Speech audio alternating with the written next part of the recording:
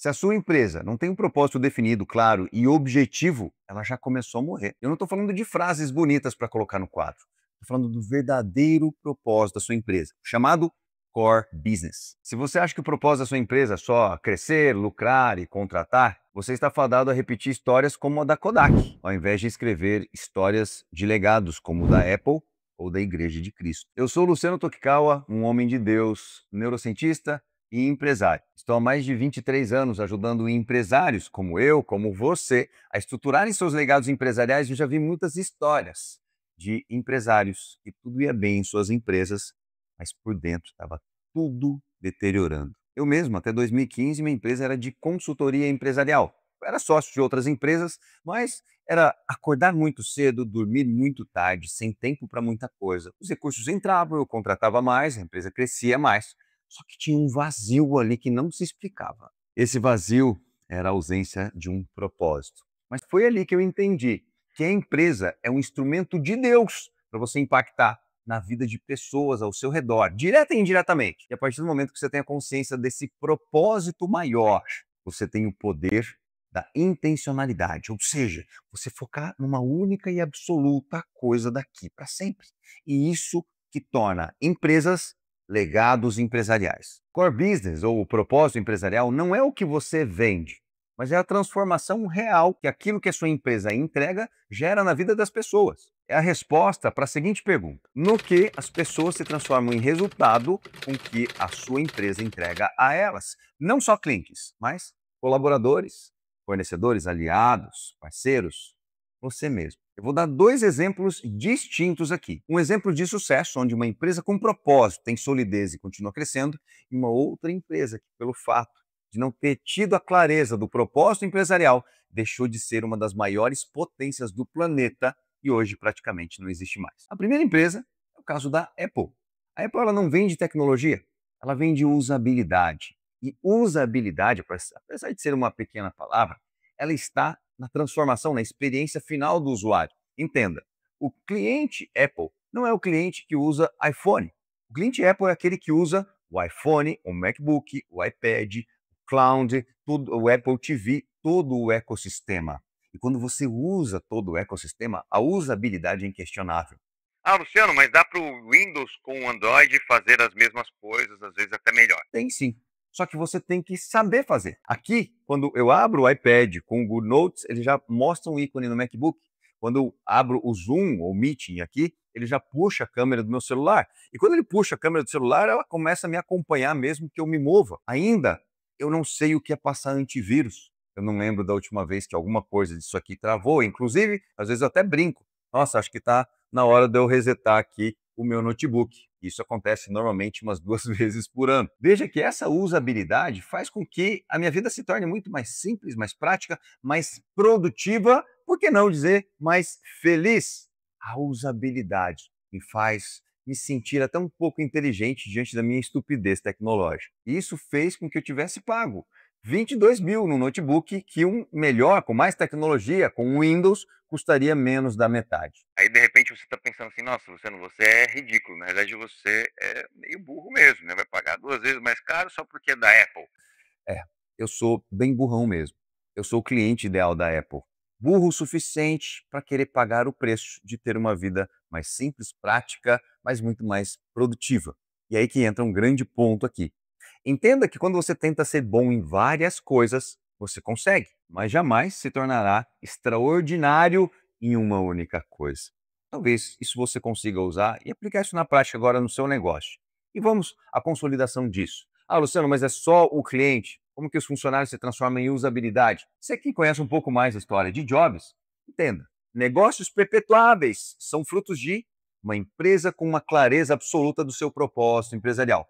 E elas são fundamentadas no idealizador, uma pessoa que tinha um propósito de vida muito claro, ou seja, ela tinha consciência de que ela tinha uma predisposição, isso se transformou em talento conforme ela investiu os seus esforços nessa predisposição ao longo de suas vidas, ao ponto de decidir viver única e exclusivamente esse talento maior e multiplicá-lo com o mundo ao seu redor. Quando você olha pelos olhos do cristianismo, o propósito da vida está em você multiplicar aquilo que você tem de melhor. Deus te deu predisposições e a oportunidade de você lapidar essas predisposições criando um talento em algo. Você é acima da média em algo.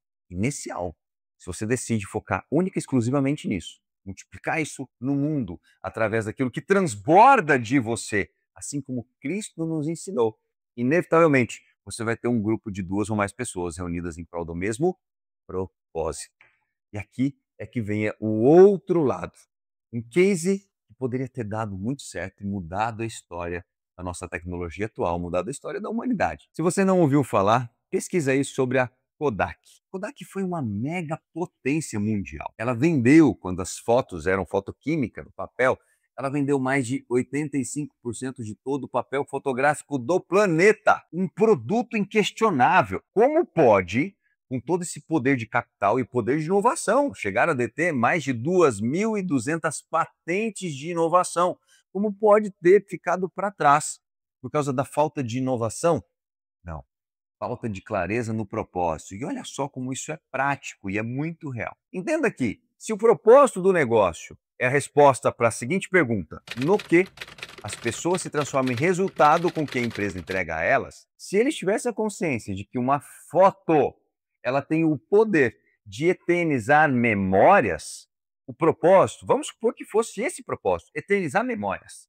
A gente sabe hoje, pela ciência mais atual, pelas neurociências, que o olfato tem uma conexão direta com o nosso sistema límbico, miolo do cérebro que remete a memórias e emoções. Você sente aquele perfume da adolescência, você lembra até do seu namoradinho, da namoradinha da época. E se é eternizar emoções, hoje a gente já consegue imprimir cheiros. Sim, impressora 3D. Você mistura os elementos lá e você consegue imprimir o cheiro. Nós conseguiríamos, então, gravar o cheiro, imprimir o cheiro, multiplicar o cheiro. Agora nós temos 2 elementos.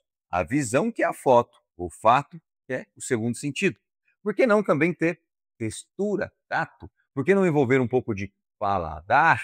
E por que não ter também audição? E, quiçá, movimento nas fotos. Misturando tudo isso, você quer uma forma mais eficaz de eternizar a emoção do que isso? Hoje, nós temos as inteligências generativas, nós temos são as IAs, nós temos impressão 3D de cheiro, nós temos tanta tecnologia.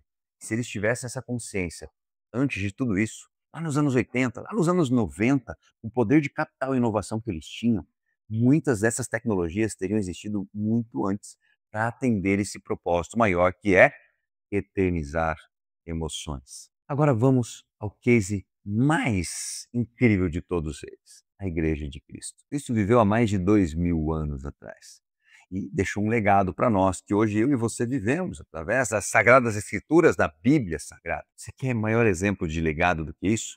Luciano, mas como você tem a petulância de comparar o legado de Cristo com um legado empresarial? Como que você tem a petulância de não citar o nome de Deus em alguma área da sua vida? Ele precede tudo que existe. Se você não coloca Deus em primeiro lugar, a heresia está em você. Se você não entendeu que o seu chamado, você pediu para ser empresário, o seu chamado tem CNPJ, meu amigo, a gente não vive Deus só na nossa casa, só na igreja. Nós vivemos Deus na nossa vida. Se você tem receio de colocá-lo no seu negócio, é bem possível e provável que você não esteja dando o seu melhor lá, porque aí sim teríamos vergonha do Pai. Mas, se agora isso faz sentido para você e você quer imprimir isso dentro do seu negócio, olha o que Cristo nos mostrou na prática. Deixa a religião de lado.